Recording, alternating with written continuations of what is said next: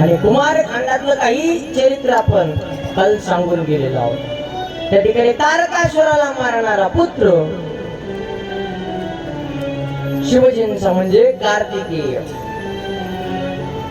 प्रगट झाले।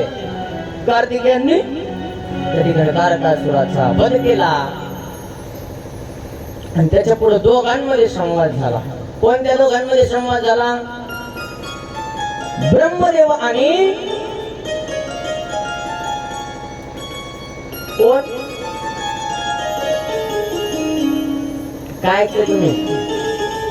ब्रह्मदेव आणि नारद या दोघांमध्ये संवाद झाला आणि नारदजींनी ब्रह्मदेवाला प्रश्न विचारला।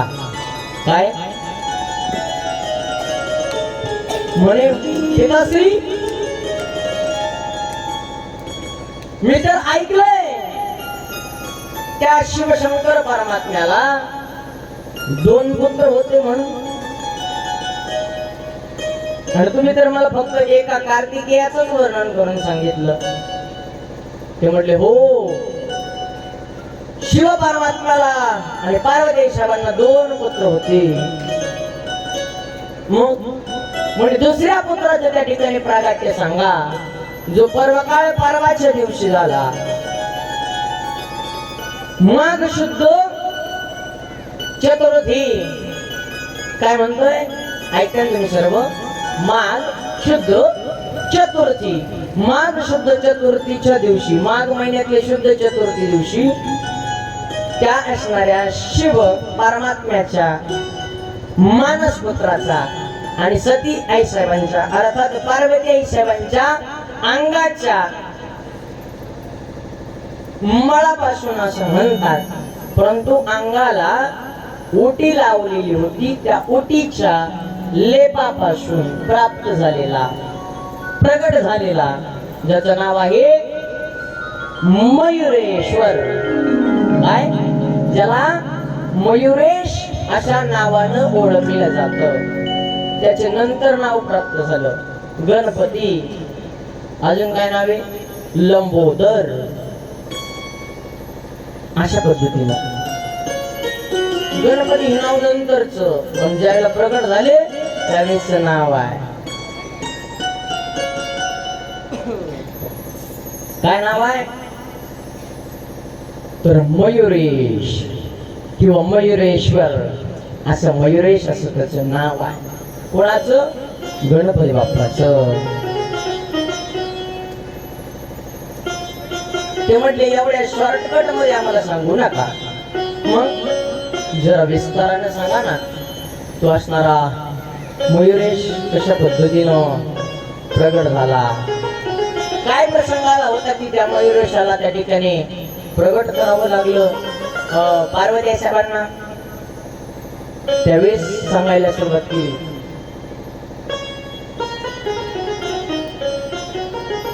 प्रत्येक युगामध्ये त्या ठिकाणी गणपती प्रगट होतात। प्रत्येक युगात गणपती प्रगट होतात, वेगवेगळ्या नावाने त्या ठिकाणी असतात। तर या युगामध्ये त्यांना मयुरेश अशा पद्धतीने नाव प्राप्त झालेलं आहे असं सांगतात। जया आणि विजया अशा असणाऱ्या 2 सखी आहेत, दासी आहेत। दासी जरी असल्या तर तिच्या मैत्रिणी आहेत पार्वती आई साहेबांच्या। पार्वती आई साहेबांना म्हणतात, काय म्हणतात? म्हणे का हो, तुमचं असणारा कार्तिकेय तो प्रगट झाला, जन्माला आला तेव्हापासून तुमच्या जवळ काही जास्त नसतो, कारण की कार्तिकेयांना गणपती बाप्पांनी एक पद दिलं होतं, सर्व गणांचा अधिपती केलं, शिवगणांचा अधिपती कार्तिक केलं होतं असा कार्तिकेय। त्याच्यानंतर त्याच्यानंतर त्या सखी म्हणतात तुमचा कार्तिकीय प्रगट झाला जन्माला आला तेव्हापासून तुमच्याकडं जास्त येत नाही, जास्त बोलत नाही, तुमच्यावरती त्याचं प्रेम नाही की काय, तुम्हाला जास्त लाड लावत नाही किंवा तुम्ही त्याचे लाड तुमच्याकडे हट्ट करत नाही. मग हट्ट करणारा पुत्र काय त्याला लाड लावावा असा पुत्र तुम्हाला असं वाटत नाही का की तुम्हालाही त्या ठिकाणी बेजार केलं पाहिजे, परेशान केलं पाहिजे? कसं आई मला मोबाईल काय मोबाईलच मागतात तर पैसे मागतात, मोबाईल दे, नेट चालू करून दे, नेट संपला असलं तर हॉटस्पॉट जोडून दे, असं म्हणून बेजार करतात ना लेकरं. मग तुम्हाला असं बेजार करणारा पाहिजे नाही का? तुम्हाला लळा लावणारा, तुमच्याकडे प्रेम मागणारा तुम्हाला असं वाटत नाही का? त्यावेळेला सांगितलं म्हणे कार्तिकीय झाला तसाच त्या ठिकाणी युद्ध करण्याकरता निघून गेला. मग खरंय तुमचं, मला एखादा लहानसा असणारा पुत्र पाहिजे, जन्माला त्या ठिकाणी थोडस परेशान केलं पाहिजे, जन्म माझ्याकडून प्रेमाची अपेक्षा केली पाहिजे, जन्माला हाक मारली पाहिजे. अशा मयुरेशा प्रगटे होणार होतं. जया विजया या दोन नाशींना त्या ठिकाणी या दोन सखींनी त्या ठिकाणी सांगितलं मी तुम्हाला असा पुत्र, त्यांनी त्या ठिकाणी एक पुत्र प्रगट करण्यासाठी तयार आहे का? कोणीच नाही का? बर घेऊन जा ह्याला न्या, हे इथं बसलेलं पोरा पुढं इथे इथे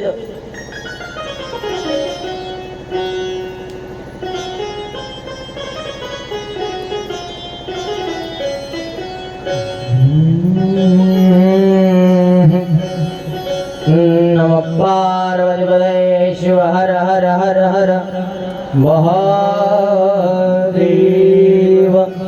डायरेक्ट गणपती करूनच आणाला,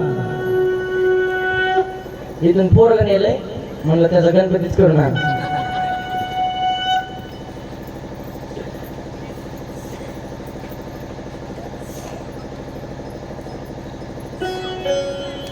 त्या ठिकाणी पूर्वी असणारी परंपरा होती, पूर्वीचे काही नियम होते, पूर्वीचे काही क्रम होते.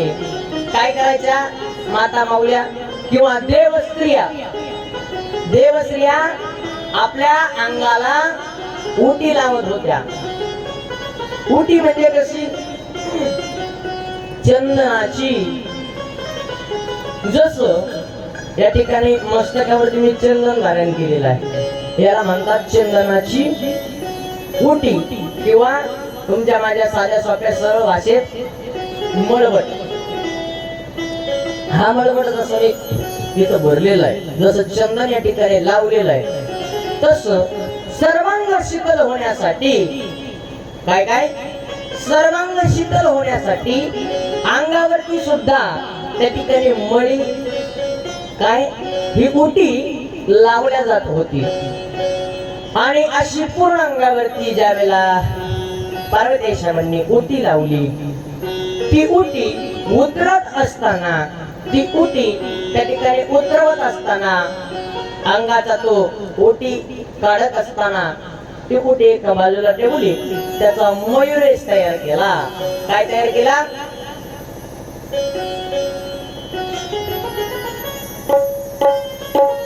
एक आजी माझी गोष्ट सांगत होती. काय गोष्ट सांगत होती? म्हणजे पार्वती आईशाला अर्जंट मध्ये स्नान करता जायचं होतं आणि त्या दिवशी तिच्या दास्या आल्याच नव्हत्या म्हणे. मग दारात बसण्याकरता कोणीच नव्हतं आणि मग अशा परिस्थितीमध्ये अंगाचा साबण लावली म्हणे आणि कसा कसा कसा त्या ठिकाणी दगडाने घासून पूर्ण अंगाचा मळ काढला. आणि एक आजीबाईच्या भाषा सांगतो मी तुम्हाला. मळ काढला अंगाचा तिथं ठेवला म्हणे दारामध्ये आणि त्याला नाव दिलं गणपती. अशा पद्धतीनं पण अशा पद्धतीने त्याचं प्रागट्य झालेलं नाही. ती उटी होती ना उटी, अहो साक्षात शिव परमात्म्याची अर्धांगिनी येते. तिच्या अंगाची उटी जरी एका बाजूला झाली तरी सुद्धा त्याच्यामध्ये चैतन्य निर्माण होत होत. एवढी ताकद होती त्या परांबेची, जगदंबेची, त्या भवानीची.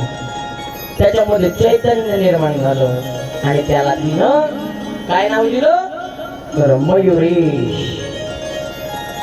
मयुरेश भगवान की जय. आणि अशा मयुरेश त्या ठिकाणी प्रगट झाले. प्रगट झाल्याच्या नंतर विचारलं म्हणे मातोश्री काय आदेश आहे सांगा, काय काम करू. सांगितलं काहीच करू नको. हातामध्ये एक असणारा पर्श दिला आणि बाळा मी स्नान करायला त्या ठिकाणी जाते आहे. कोणी जर आलं तर त्यांना सांग की आई साहेब स्नान करत आहेत. स्नान झालं की मग घरात प्रवेश करा. काय म्हणतो ऐकताय तुम्ही सर्वजण? हा, स्नान झालं की मग घरात प्रवेश करा. आता योगानं झालं असं. योगानं शिव पार्वतीची समाधी उत्थान पावली. शिव समाधीतून बाहेर आले आणि आपल्या महलामध्ये जाण्याकरता निघाले. त्यावेळेला दारात बसलेल्या त्या मयुरेशानं दारात बसलेला होता. समोरून शिवजी आले. शिवजी आल्याच्या नंतर त्या शिवजींनी घरात प्रवेश करत असताना या मयुरेशाला ओलांडण्याचा प्रयत्न केला. ओलांडण्याचा म्हणजे बसलेला होता दारात, पाय टाकावून पलीकडे जावाना प्रवेश करावा. म्हणला कोण आहे. शिवजी म्हणले तू कोण आहे. मयुरेश म्हणला तुम्ही कोण आहात. शिवजी म्हणले तू कोण आहे. मयुरेश म्हणला तुम्ही कोण आहात. शिवजीने सांगावा ना पार्वती साहेबांचं मी पती आहे. काहीच नाही, नुसतं विचारायचं तू कोण आहे. आणि तो मयुरेश विचारायचा तुम्ही कोण आहात. त्यावेळेस दोघांमध्ये काही शिवगण समोर आले. म्हणजे यांचं घर आहे जाऊदीमध्ये. परंतु त्या ठिकाणी झालं असं, जाऊदीमध्ये असं म्हटलेल्या शिवगणाला सुद्धा शिक्षा केली. कोणी मयुरेशानं. आणि शिक्षा केली त्याबरोबर शिवाला क्रोध आला. आपल्या हातातल्या त्रिशूळानं मयुरेशाचं त्या ठिकाणी काय केलेलं आहे. आणि त्रिशूळाच्या एकाच असणाऱ्या वारानं मयुरेशाचं त्या ठिकाणी झालेला आहे. आणि हा कशाचा हल्ल कल्लोळ आहे. बाहेर कशाचा आवाज होतोय. एवढ्या असणाऱ्या अशा परिस्थितीमध्ये सध्या साहेबानं पार्वती साहेबानं स्नान आटपलं आणि बाहेर येऊन पाहतात तर माझा असणारा मयुरेश, माझा मुलगा, माझा पुत्र त्या ठिकाणी, माझा मुलगा त्या ठिकाणी त्याचं सर घालावेलं झालेलं आहे. अशी परिस्थिती त्या ठिकाणी पाहायला मिळाली. पाहवल्या जात नव्हतं, बघवल्या जात नव्हतं. आणि ती पार्वती आता स्वतःच्या स्वस्वरूपामध्ये प्रगट व्हायला निघाली. भयानक प्रलयंकर असणारे रूप धारण करू लागली. कधी कालिका होते तर कधी परंबा होते तर कधी जगदंबा होते. अशा परिस्थितीमध्ये आता वाटत होत त्या ठिकाणी ती असणारी भवानी शिव परमात्म्याला भारी पडते की काय. ती भवानी शिवावरती भारी पडते की काय. एक फोटो कोणता फोटो आहे. शिव परमात्मा पाया खाली आलेले आहे.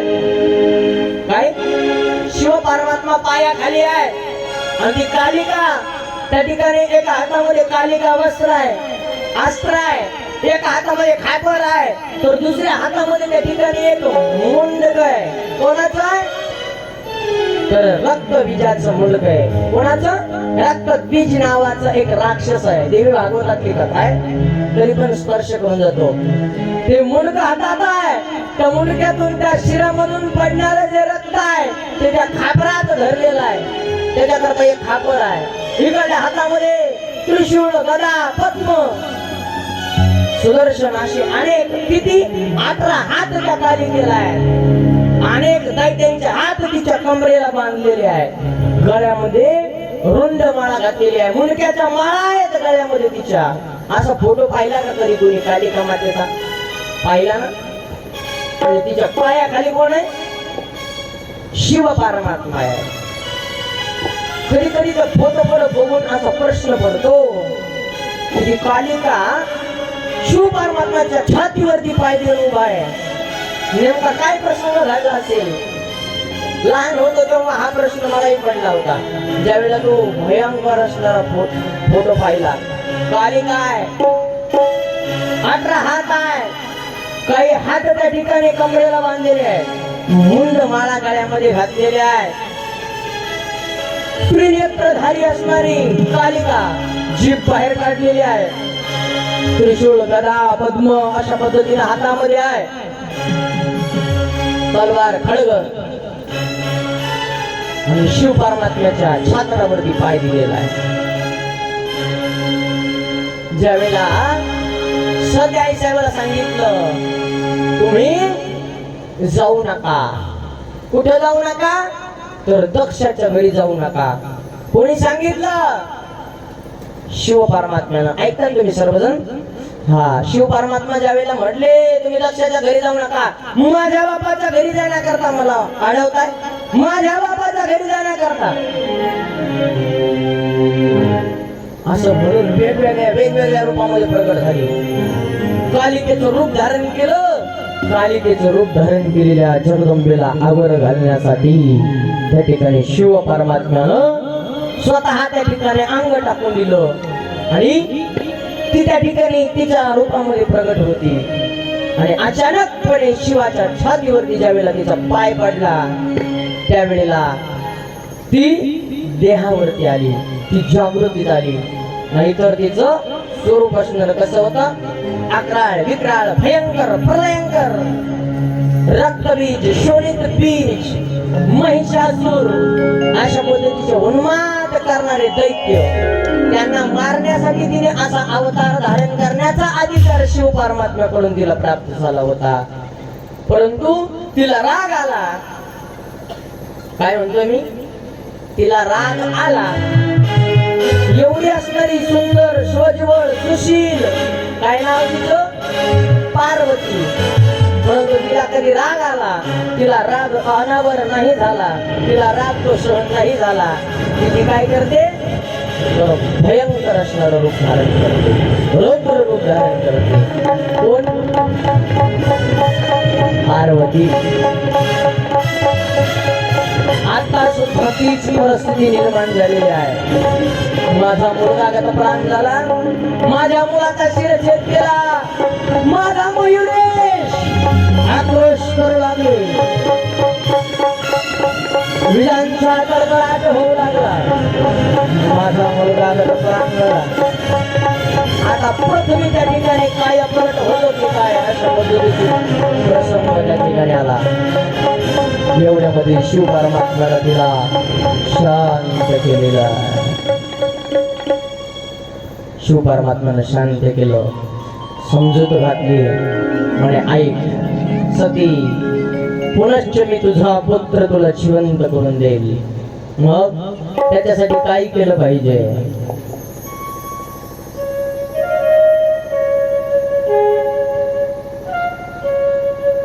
आणि त्या ठिकाणी शिव परमात्म्यानं नंदकेश्वर, काही शिवगण होते, त्या नंदकेश्वराला, त्या शिवगणांना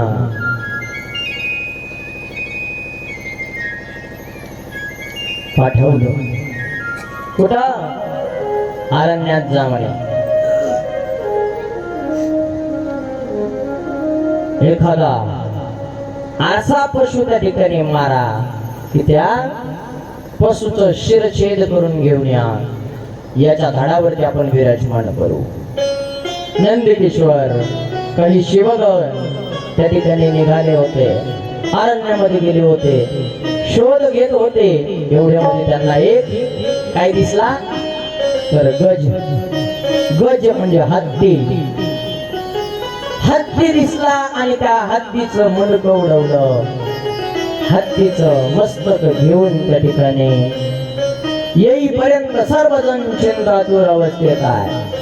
कशा अवस्थेत आहे? चिंतातूर अवस्था आहे. ज्या तिथीला ही घटना घडली ती तिथी म्हणजे चतुर्थी. आणि त्या चतुर्थीचा तो चंद्र त्या ठिकाणी उदयाला आला होता, उगवला होता. तोपर्यंत कोणी पाणी पिलं नव्हतं, ना कोणी अन्न श्रवण केलं नव्हतं, कोणी काहीच खाल्लं नाही. सर्वजण उदास. अशा पद्धतीची परिस्थिती आहे. असा चंद्र त्या ठिकाणी वर आलेला आहे. वर आलेल्या चंद्र पाहून मग ते धड आणलं, मयुरेशाचं धड घेतलं आणि त्याच्यावरती हत्तीची मान, गजाची मान त्या असणाऱ्या धडावरती मयुरेशाच्या बसवली आणि त्याला चैतन्य प्राप्त झालं आणि त्याचं नाव त्या ठिकाणी ठेवण्यात आलं गज. आणि गजाची मान, गज, गजाची मान, गजानन, नन म्हणजे मान, गजाची मान ज्याच्या धडावरती विराजमान केली त्याला काय म्हणतात? गजानन. असं असणारा गजानन, असं असणारा गणपती त्या ठिकाणी काय होतो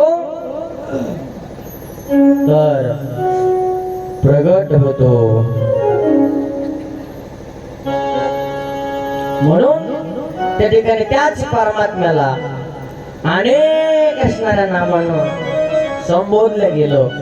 अनेक नाव त्याला त्या ठिकाणी प्राप्त झाले. पहा, मग त्या दिवशी पासून चतुर्थी व्रताचं पालन करायचं. काय झालं तर सुरुवात झाली. म्हणून त्या तिथीला चतुर्थी धरतात. तीही गणेशाच्या नावानं, गणेशाची चतुर्थी. अशा पद्धतीची घटना, अशा पद्धतीचा प्रगाट्य, अशा पद्धतीचं नामकरण. नाव बदललं, मस्तक बदललं. बदललेलं मस्तक आहे ना, हा. आणि असा असणारा शिव त्या गजाननाला सर्व गणांचा अधिपती करतो. अगोदर गजाची मान लावली म्हणून गजानन सर्व गणांचा अधिपती करतो. पार्वती आई साहेबांचा रुसवा जाण्यासाठी सर्व गणांचा अधिपती केलं, म्हणजे त्याला नाव दुसरं दिलं, त्याला दुसरं एक नाव दिलं. त्याचं नाव आहे गणपती. त्याच्यानंतर त्याला अनेक असणारे नाव आहे. त्याचं दुसरं नाव आहे लंबोदर. लंबोदर, लंबोदर म्हणजे मोठ्या, लंबो म्हणजे मोठ्या आणि उदर म्हणजे पोट, मोठ्या पोटाचा. काय गणपतीला दुसरं तिसरं एक नाव आहे लंबो उदर. लंबोदर म्हणजे मोठ्या पोटाचा. आपण गणपती बाप्पाला आरती करताना त्याची स्तुती नाही करत, त्याला वाकडं दाखवलं आरती करतो. काय काय करतो? सरळ स्वंड वक्र तोंड त्रिनयना, अशा पद्धतीनं त्याला म्हणतो आपण तुझी सोंड वाकडी आहे. त्यानंतर लंबोदर पितांबर, त्याला म्हणतो ए मोठ्या पोटाच्या, ए वाकड्या सोंडीच्या. अशा पद्धतीच वर्णन आहे ना ते, वक्रतुंड. हा, त्याच्यानंतर लंबोदर पितांब, लंबोदर अशा पद्धतीनं. पण हा असणारा कसा ठरला तर तो सुख करणारा दुःख हरवणारा देव त्या ठिकाणी आपल्याला या ठिकाणी जागीच्या स्वरूपानं पाहायचा आहे. तोच सुख करता तोच दुःख हरता अवघ्या दिनाचा नाथा तोच सुख करता अवघ्या दिनाचा नाथा बाप्पा मोरया रे बाप्पा मोरया रे चरणी ठेवे तुम्हाला बाप्पा मोरया रे बाप्पा मोरया रे चरणी ठेवे तुम्हाला.